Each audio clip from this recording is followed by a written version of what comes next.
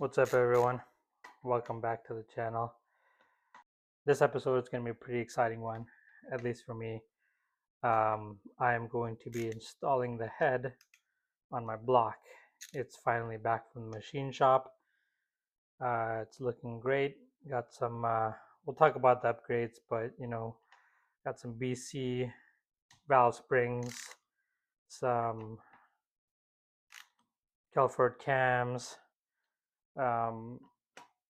Pretty much went all brand new on the top end. It's also going to be upgraded to a 2JZ VVTi, so super excited about that. I took the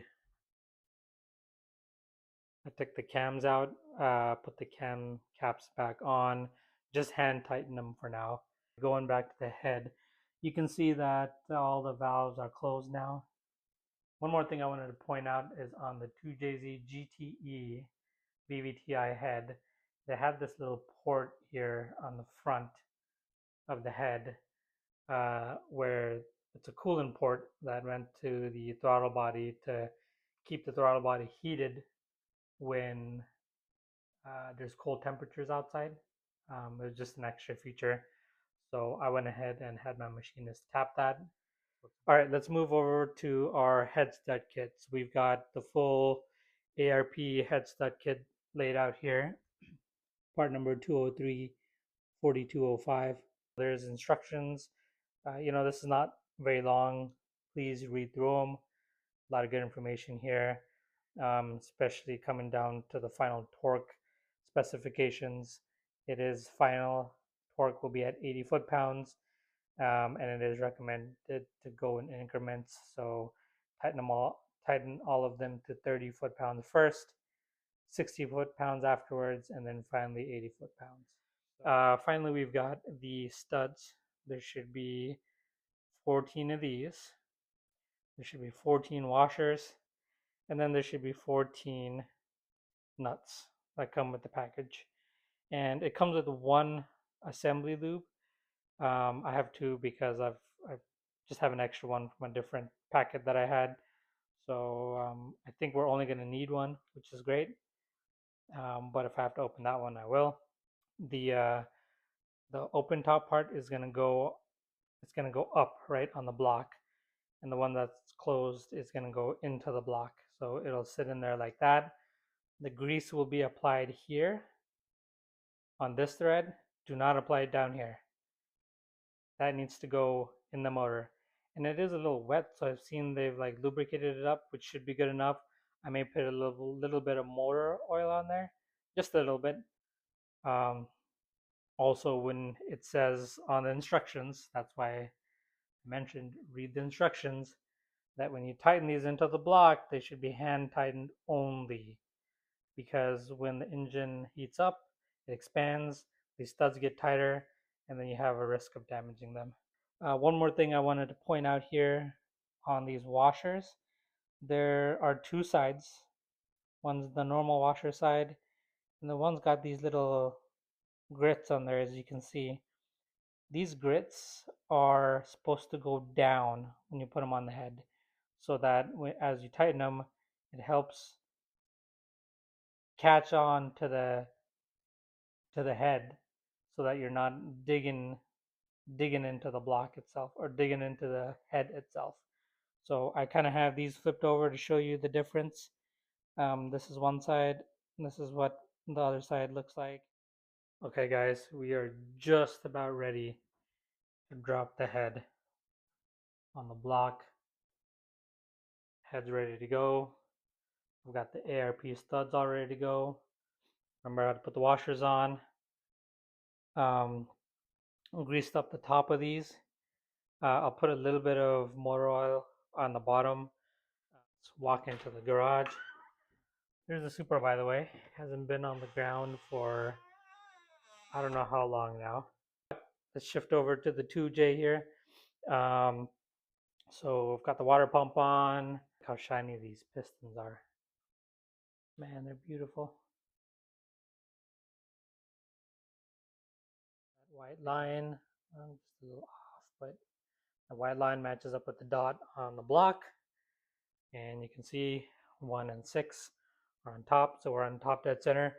However, as we are putting the head on, just in case there's some interference, I am going to back off and lower 1 and 6 just slightly, but that much, in case we need some clearance from the valves.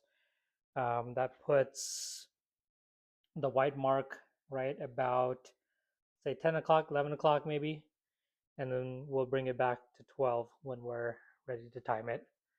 Okay, and then the head gasket here. This is the 2JZ GTE head gasket, multi-layered. Just to show you guys how to put it on, remember that there's this little tab at the end here that has some lettering.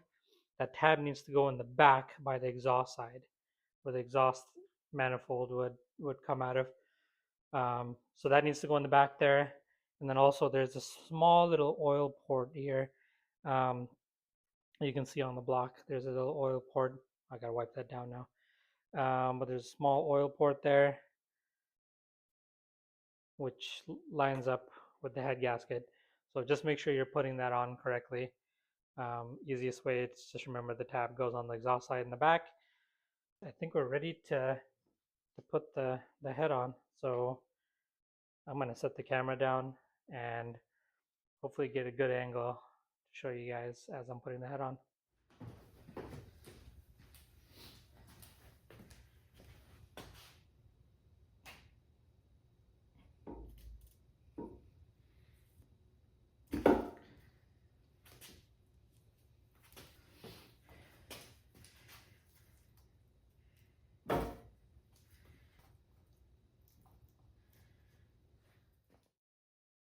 Okay guys, it's a new day here. Gonna continue the work on the 2J. As you can see, I've got the cams placed in the head. I have not tightened and torqued down these cam journals yet. We're gonna work on that today. We're gonna get the cam seals installed. I'm gonna put the cam gears on. We're gonna get the timing all set. So that's what today's video is going to be about. It did take me a while to figure out what socket would actually fit in between the head to get to the ARP bolts. 1/2 SAE 3/8 drive thin wall socket. It's very particular on what will fit in between the head to get to the ARP bolts. So I want to let you guys know so that you don't run into the same issues I did. So I'm going to put it back on time lapse, but we're going to go ahead and tighten these cam journals. Okay guys, the motor is coming together. Got the cams all tightened down. Got the timing cover on as well, for the cam gears. So you see these little dowel pins on the cam shafts. There's one on the intake, one on the exhaust side here. The exhaust side should start off at 11 o'clock. So if you're looking at this as being a clock, this would be 12 o'clock. It's going to start off at 11 o'clock. The intake cam is going to start off at 3 o'clock. And see these little slots here on the top here?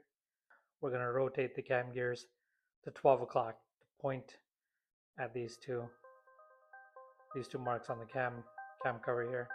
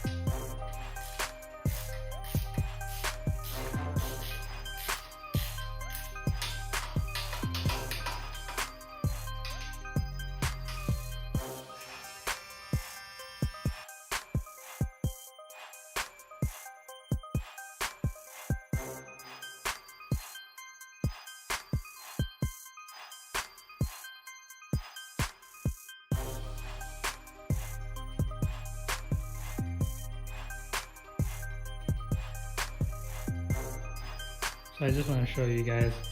Got both of the cam gears on. As you can see, the exhaust one doesn't move. The VVTi one does move. So I want to show you real quick. That moves all the way clockwise. Yeah, okay, so you guys can see this tool slides in and out pretty easily. Anyways, this tool is supposed to lock in the cam gears so that when you torque these down, it doesn't spin the cams up top here. The other way is, you know, you've probably seen a lot of videos, a lot of people use these little grooves to latch on to with a wrench. Put a wrench on there and then you torque down the cam gears so that the cams don't move as you are torquing them down. I'm going to use this. I'm also going to use a wrench as insurance, as a safety mechanism, just to make sure these cams don't move.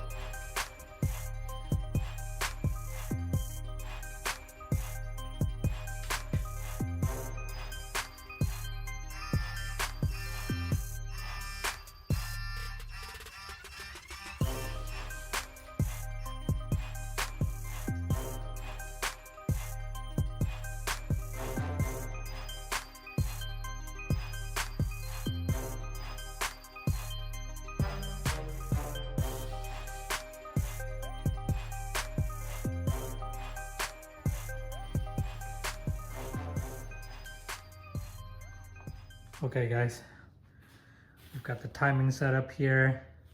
So if you look at it, the exhaust cam, the 0 notch is matching up with the notch on the cam gear cover. It is slightly to the right and I believe that's okay. This gear is still rotating. One quick important thing to notice, there's a dot on, not on this one, but on the VVTi camming gear. And I think the factory one has a dot too. Do not line the dot up with the back of the plate. It needs to be the line, the groove that comes down. So you can see the line matches up. I brought the crank up to top dead center. You can see the marking on the crank gear and the mark on the oil pump. So the 2J is on top dead center now. Pistons are top dead center. Cams are top dead center.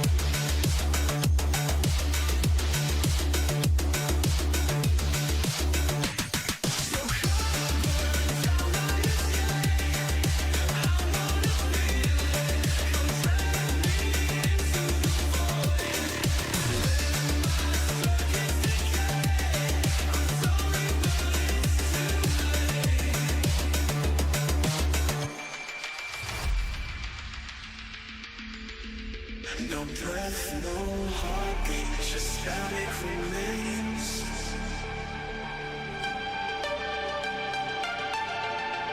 Hollow reflections, ghosts in the cold.